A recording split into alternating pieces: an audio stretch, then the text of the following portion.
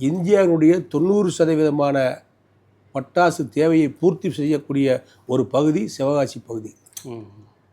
இந்த பகுதி மக்கள் கஷ்டப்பட்டு உழைத்து வேர்வை சிந்தி உயிரை பணைய வைத்து கஷ்டப்பட்டு பட்டாசு தொழில் செய்து அந்த பட்டாசை வாங்கக்கூடிய அதை பயன்படுத்தக்கூடிய மக்கள் தீபாவளி பண்டிகை நாட்கள் பயன்படுத்திய மக்கள் சந்தோஷத்தை வெளிப்படுத்துவதற்கு பட்டாசை பயன்படுத்துகிறார்கள்.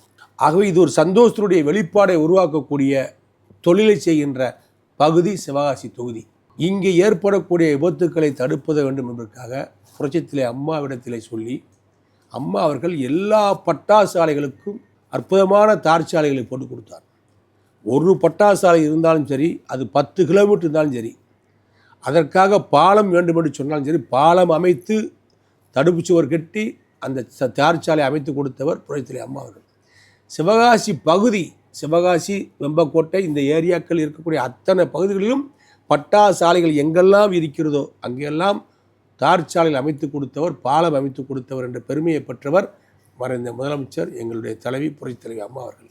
காரணம், விபத்து ஏற்பட்டால் அவருடைய உயிரை காப்பதற்காக ஆம்புலன்ஸோ அரசு வாகனங்களோ உடனடியாக பாதிக்கப்பட்டவர்களை அழைத்து கொண்டு அரசு மருத்துவமனைகளுக்கோ தனியார் மருத்துவமனைக்கு கொண்டு செல்வதற்கு சாலை வசதி வேண்டும் என்ற உயர்ந்த நோக்கத்தோடு அம்மா அவர்கள் கொண்டு வந்த திட்டம், அதை நிறைவேற்றினார்.